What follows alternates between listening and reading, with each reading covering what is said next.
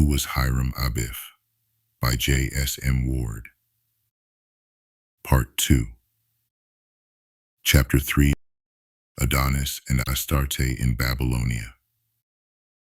The waxing and waning of the seasons, the growth and decay of vegetation upon which he depended for his food, filled primitive man with alarm, and he endeavored to facilitate the resurrection of plant life by certain magical ceremonies.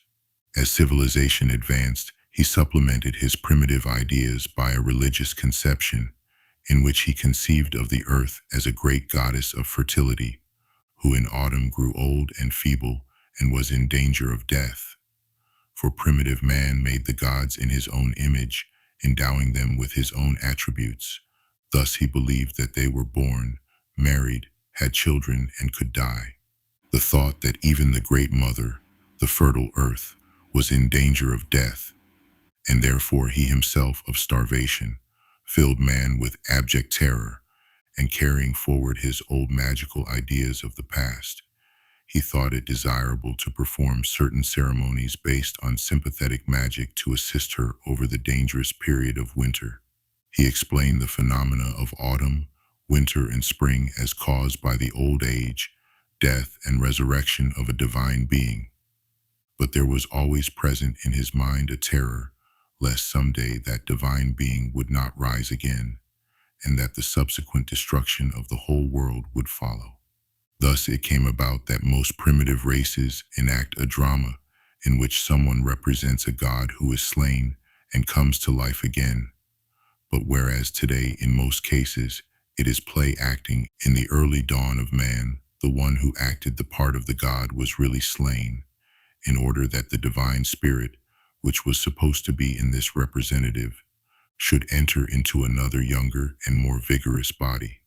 The procedure by which this transference of the divine soul took place will be described at a later point in the book, and we shall now direct attention to a careful study of the stories connected with Astarte and her lover Adonis.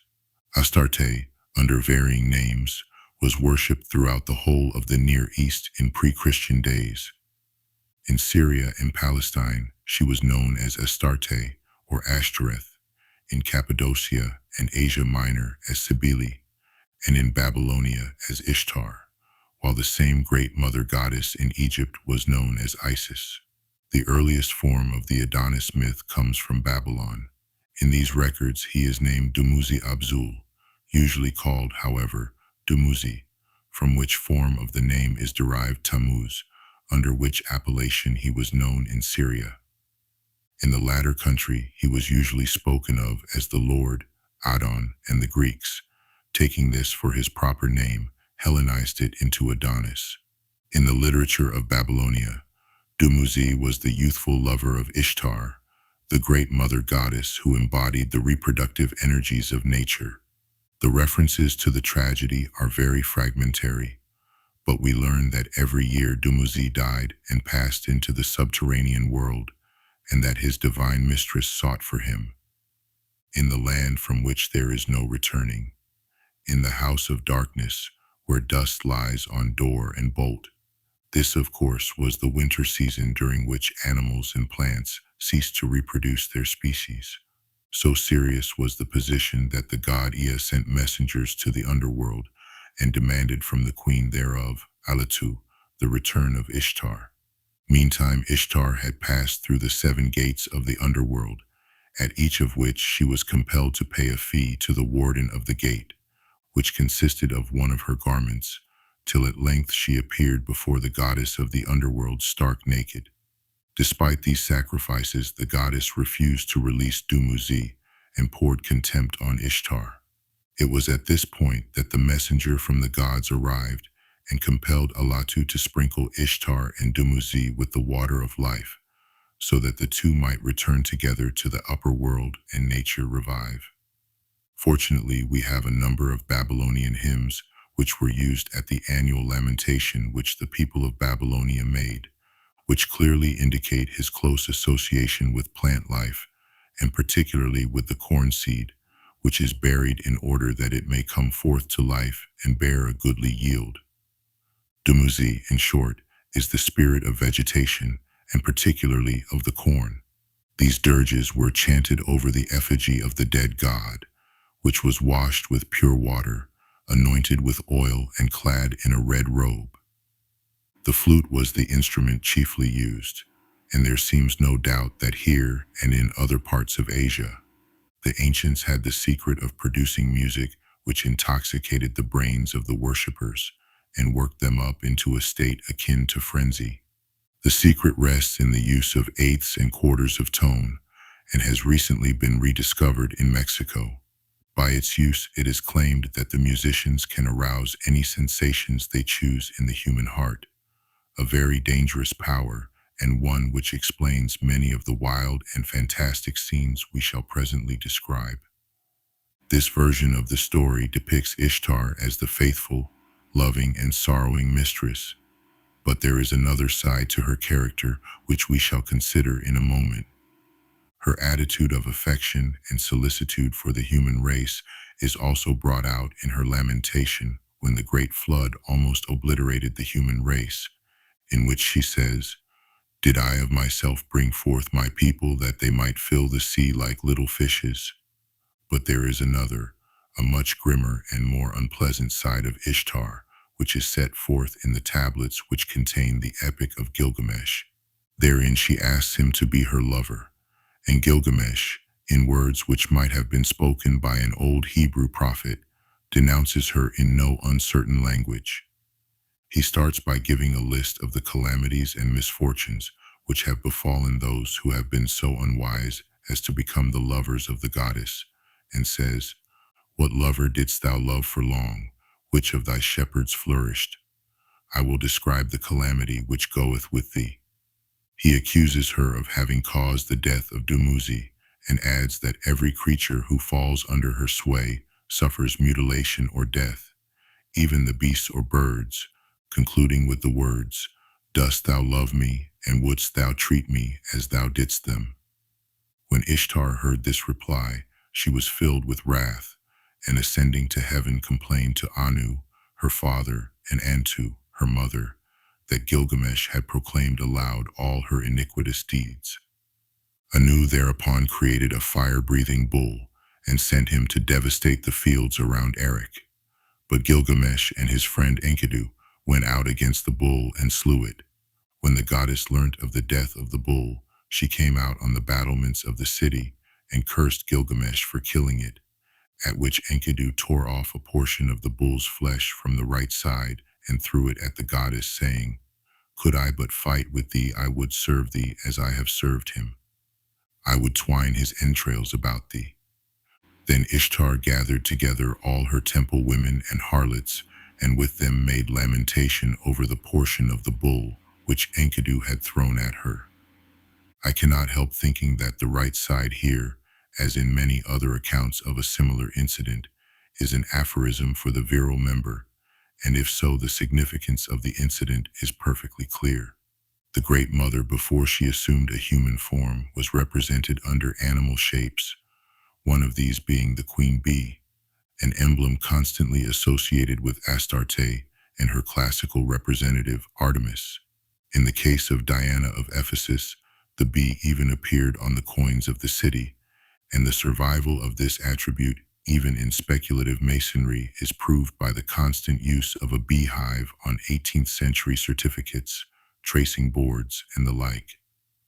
At that late period, the presence of a beehive is described as an emblem of the hard work and industry which should characterize masons, etc. But this is a late explanation of the meaning of a symbol whose original interpretation was very different. It is a pathological fact, known to all keepers of bees, that the unfortunate drone is killed as the result of the marriage flight, its male organ being torn out and left permanently in the queen. Thus, the bee's husband is automatically destroyed, and yet without such destruction, the queen would be infertile and the community of bees die out. Such a peculiar fact would certainly not have escaped the notice of observant savages who also, no doubt, were aware that certain female spiders, after a similar incident, consume the male. The similarity of these incidents with what happened when the corn was planted would naturally strike the imagination of a primitive race, and that this was the cause of the death of the lover of the great earth goddess is made abundantly clear by the legend of the manner in which Addis died, which we shall consider a little later. Thus the lover of the Great Mother dies, and from the fruits of their union comes forth a son, who again becomes the lover of the Great Earth Mother, dies, and is the parent of another son, who goes through a similar cycle. The corn is planted in the womb of the earth, and dies, but from that dark place comes forth the young corn, which grows to maturity, is reaped, and again placed in the womb of Mother Earth. We now perceive why it was that in the kindred rites of Cybele and Addis, her priests, in memory of Addis, mutilated themselves, sacrificing their virility that the Great Mother might be fertile. These ceremonies, which took place at the Day of Blood, were repeated annually in Rome, at the Vatican, which was the Great Mother's shrine, well into the 3rd century AD. There is not the slightest doubt that the original cause of the death of Tammuz, or Adonis, was the same as that of Addis, and the later legends were invented at a period when men were becoming more fastidious. It is significant that one of the forms of Diana was a bear, and at the great shrine of Astarte at Afaka, at the source of the river Adonis on Mount Lebanon, is a great rock sculpture in which we see figures of Adonis and Aphrodite, Astarte. The former is portrayed with spear in rest, awaiting the attack of a bear, whilst she is seated in an attitude of sorrow. It will be noted that the animal is not a boar, whose appearance in the Greek form of the legend is undoubtedly very late, and the occult significance of the bas-relief is that the unfortunate man is destroyed by the goddess in her animal form. This ancient, and to our mind horrible idea has nevertheless been commemorated in Masonry by a certain peculiar incident in our ceremonies, which persisted not only among the operatives, but among the speculative Masons in Wales up to the last quarter of the 19th century, as we shall explain later, although it was robbed of any tragic or painful consequences. This apparent digression was essential to enable us to understand the true character of Astarte or Ishtar, the real cause of the death of her series of lovers, and the vehement denunciation, backed by the insulting conduct, of Enkadu, whose attitude might be summed up in the words, "You wanted that from my friend Gilgamesh, so I have given you a substitute." The use of similar substitutes, which at a later date were offered to the Great Mother in the form of cakes made in the shape of the male member, to which we shall refer in the chapter dealing with the secret Adonis rites of Judah, indicates an amelioration of the ceremonies which were annually performed in her honor at the time of the weeping for Tammuz. We get a still earlier representation of the Great Mother in her animal form in the Babylonian legends of the creation. Here she is called Tiamat, the womb of the abyss. To the populace, she was represented as foul and abominable. She was, nevertheless, the mother of everything, and was the possessor of the tablet of destinies. This monster apparently resented the attempt of the gods to bring order out of chaos, and the result was a struggle between the gods of light and the semi-animal creatures of the pit. One human-shaped being, however, was on her side, namely one named Kingu, whom she called her husband. Tiamat appointed him to be her leader, and fastened on his breast the tablet of destinies, saying, "Whatsoever goeth forth from thy mouth shall be established." The high gods in heaven were in panic. They could find no one valiant enough to overthrow Kingu, whose power had thus been established by Tiamat. But Marduk, who is a form of the sun god, came forward as the champion of the high gods and agreed to do battle provided they acknowledged his supremacy. Marduk approached and looked into the middle, or inside, or womb of Tiamat, and divined the plan of Kingu, who had taken his place therein.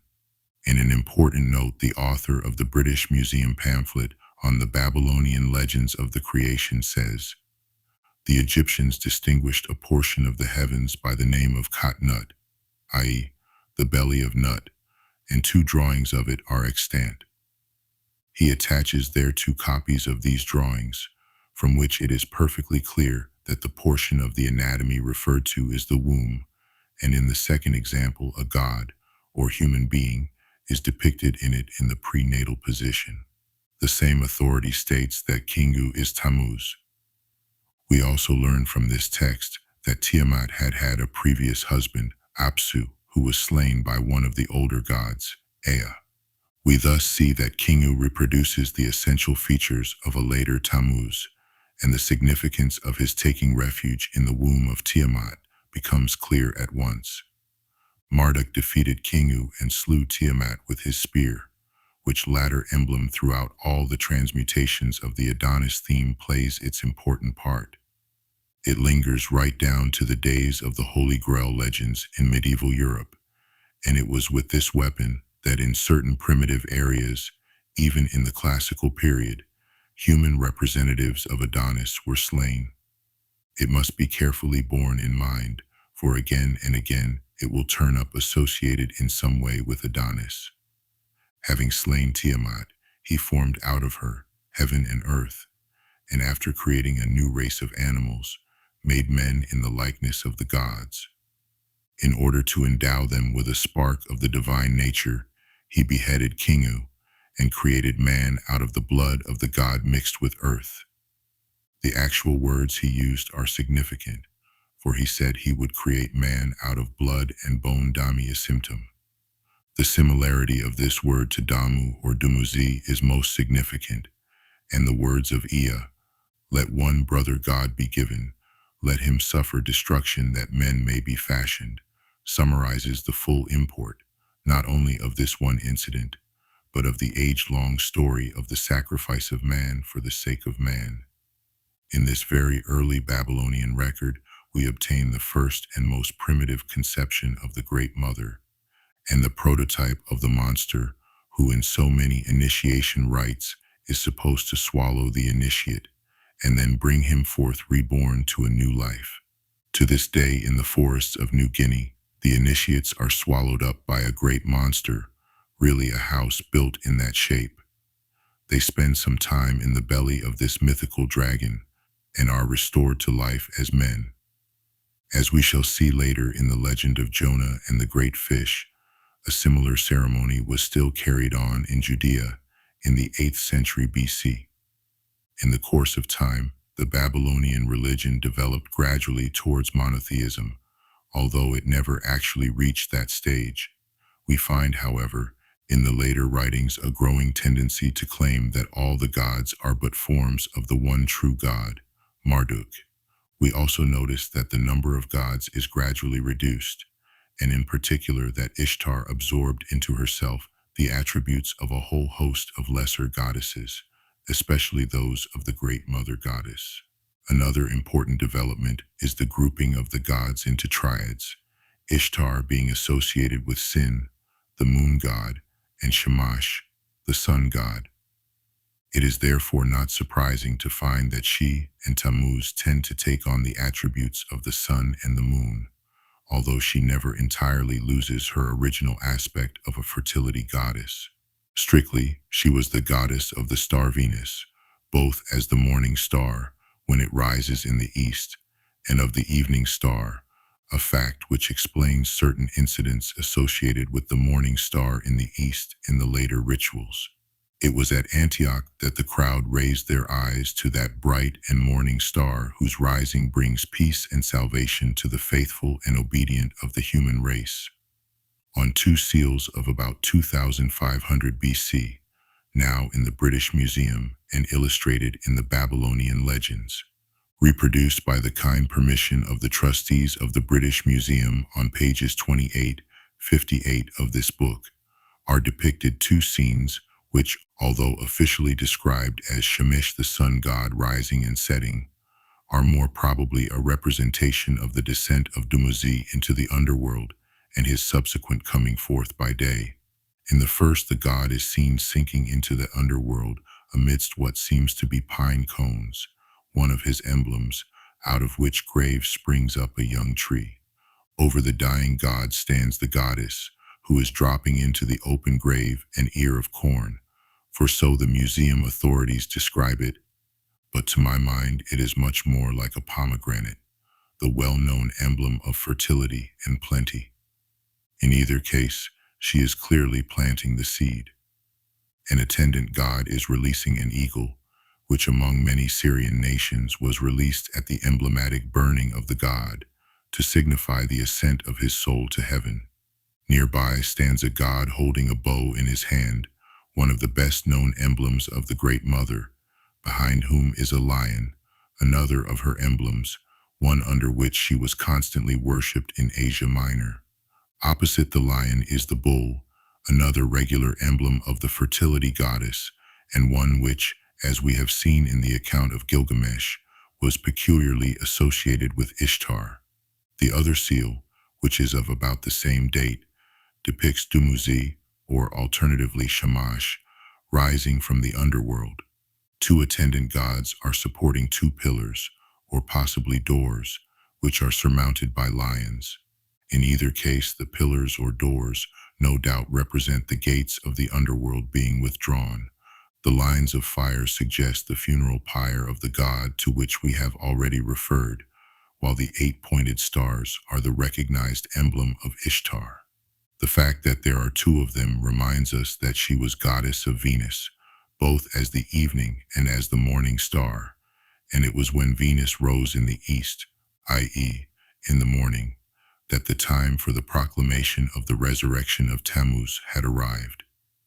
It may interest some of our readers to know that the symbol of the god Nabu was the mason square, which in Babylonia consisted of a right-angled triangle, and a picture of it will be found on page 25, Register 3, of the Babylonian Legends of the Creation. Before leaving the Babylonian accounts of Ishtar and Tammuz, it seems desirable to say something about Enkadu, the great friend of Gilgamesh. He was a mysterious being, not born like ordinary man, but especially made by one of the goddesses. He clothed himself in leaves and lived in the forest, where he established a sort of rulership over all the wild beasts. When the hunters came out to trap them, Enkadu broke their traps and prevented them capturing the wild animals. These men appealed to Gilgamesh, king of Erech, who sent out a temple prostitute, who acted somewhat the part of Delilah. In the end, she lured Enkadu away from the forest to the haunts of men in Erech. It is clear from the above that Enkadu represents the untrammeled spirit of wildlife. The temple prostitute was one of the women dedicated to Ishtar, and to some extent, at any rate, represents her. After the insult which Enkadu cast at Ishtar, the goddess brought about his death, but exactly how we do not know. It is after he has thus lost his friend that Gilgamesh sets out on his great journey in quest of the secret of eternal life. This journey, as I have shown in Volume 2 of the Hung Society, is really an allegory of the journey of the soul through the underworld, and we cannot help suspecting that Gilgamesh is the other self of Enkadu. The similarity between the fate of Enkadu and Persephone on the one hand, and the journey of Ceres and Gilgamesh on the other, is too exact to be accidental. It almost seems as if in this story we have an attempt to reform the old legend of Tammuz and Ishtar, in which the goddess appears in a very unpleasant light.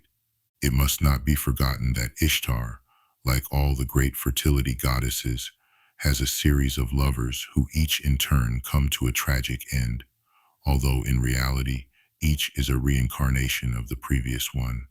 And before we have finished with our theme, we shall find that there is, as it were, a link which connects the old lover with the new and transfers the soul of the dying god to his successor. That link is nearly always a sprig of acacia, or some similar tree, which grows from the grave of the dead god, and into which his soul temporarily passes before it once more becomes incarnate in human form. Even in the story of Gilgamesh, this magical plant, which secured to its happy possessor eternal life, appears. In order to obtain it, Gilgamesh dived to the bottom of the sea and ascended with it back to the boat from whence he had come. The name of this plant is the old man becometh young, and Gilgamesh declared that he would eat of it in order to recover his lost youth. Unfortunately, however, a serpent stole the plant and thus deprived Gilgamesh of eternal life, just as the serpent similarly caused the loss of immortality to Adam and Eve. The 12th and closing tablet of the epic is sad reading. In desperation, Gilgamesh invoked the spirit of Enkidu from the underworld, and the ghost appeared and described conditions therein, from which we gather that the underworld was a sad and dreary place. We thus see that the lamentations of Ishtar, even according to the Babylonians, were crocodile tears, and that the death of her lovers was the natural and inevitable result of mating with her, which fact explains some of the cruel and unpleasant features which disfigure the worship of the Great Mother in Syria and Asia Minor. We perceive that the simile of the queen bee, who destroys the drone by emasculating it, exactly describes the early conception of the fertility goddess. As a symbol of the processes of nature, this analogy was perfectly correct, for Dumuzi represents the corn, which by being planted in the womb of Mother Earth dies, but thereby a plenteous harvest is produced, and through the sacrifice of the corn spirit mankind is saved. The children of Mother Earth thus begotten, i.e. the ears of corn, become her lovers, year by year, and suffer the same fate by being planted in the earth again. Since savage men believed they could assist the forces of nature by simulating her actions in dramatic guise, we must not be surprised if we find that real, living human beings enacted the part of the unfortunate Dumuzi, and like him died, under the supposition that thereby a plenteous harvest would result. From this savage magical rite evolved in course of time the high mystery drama, which taught of death and resurrection and immortal life beyond the grave. And this is the reason why the hero is always called the widow's son. But the later Babylonians had a mystery drama of these events, which is of considerable importance to us in this inquiry. Mr. Sidney Smith bases his account of this ceremony on the important Babylonian text published by Dr. Ebeling and Professor Zimmern, and from them comes to the conclusion that Assur and Marduk are practically the same god, and that Assur may be the origin of Osiris, with whose name Assur is connected. Certain texts from Nineveh and Ashur describe cult ceremonies performed at the New Year festival. The part of Marduk was played by the king, that of Nabu was enacted by the high priest, and the rest of the worshippers also took part in a dramatic ritual of death and resurrection. The ceremonies covered 12 days, just as did those connected with the Lord of Misrule at Yuletide in England, and the number no doubt refers to 12, the signs of the zodiac and the months of the year. The opening days were taken up by a drama of the creation, and then the god Zeus stole from Marduk the tablet of destiny, whose possession was essential to the god who would rule the universe. It was a kind of palladium, and its form immediately suggests a word of power, and its loss, the lost word. This loss led to the downfall of Marduk, who was buried in the mountain, which represents the underworld. A message was sent out, asking for someone to bring Marduk out. Nabu came from Borsippa to save his father. A goddess, almost certainly Beltis, the spouse of Marduk, appealed to Sin and Shamash to bring Bel to life, then went to the gate of the grave seeking him, where he was guarded by 2 watchmen in a prison without sun or light. The goddess descended into the grave to save him. While Marduk was thus imprisoned, apparently with the actual evildoer, confusion fell upon Babylon. Further details of the ritual are not easy to work into a story, but it is clear that Nabu and Beltis were both active in their endeavors to aid Marduk. Finally, Anshar sent Inurta out to capture Zu, and he captured him, and then the gods bored through the door of the prison and brought Marduk out. It should be noted that the colophon of the tablet shows that it was intended only for the eyes of those initiated into these religious mysteries. In connection with this story, it should be remembered that Nabu is the mason god and had as his emblem the square. Mr. Smith points out the numerous points of similarity between this myth and that of Osiris. Beltis is Isis, Inerta and Zu are Horus and Set, while Nabu is similar to Thoth. In Assyria, Ashur was the hero of the fight with Tiamat, as Marduk was in Babylon, and there is little doubt that Marduk is but the Babylonian name for Ashur. It is significant that Marduk is also called Asari. In bas-reliefs, Ashur is always closely associated with a tree, over which a winged disc hovers. The tree seems to be similar to the Tat pillar of Egypt, and the disc to the similar disc at Balgas Kui. Mr. Smith considers that this tree is a cedar, whose connection with Tammuz is one of the best established facts we have concerning that deity. The original dying god in Babylonia was Tammuz, and it would therefore seem as if in the course of their policy of exalting Marduk, the god of their city, the Babylonian priests identified Tammuz with him. It is clear that there, as in Judea, the priests were tending to replace polytheism by monotheism. The process was only half completed when the Persians captured the city and cut short an interesting religious development, but the tendency is unmistakable. It took the form of identifying the various gods of the pantheon in turn with Marduk, and though probably this was a more or less secret cult of the priests, it is nonetheless significant. So also is the fact that the king himself had to enact the part of the dying god, for it shows that, like the kings of Syria, he too was a divine king, the repository of the spirit of the vegetation god, which god was later identified with the god of light, a process which occurred elsewhere. In the substitution of a dramatic representation of death for the grim reality, we have an example of the process which has taken place in many cults, and perhaps in Masonry itself. For all that the Babylonians also had an actual annual slaying of a substitute king, as we shall see later,